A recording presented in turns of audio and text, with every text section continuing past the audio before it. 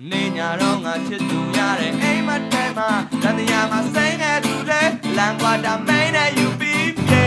ချစ်ကန်ဆိုတာငါကိုတိုးတဲ့ကြိုးဝိုင်းထဲမှာပညာလက်တီးတဲ့တွေ့တဲ့ပေရမှာ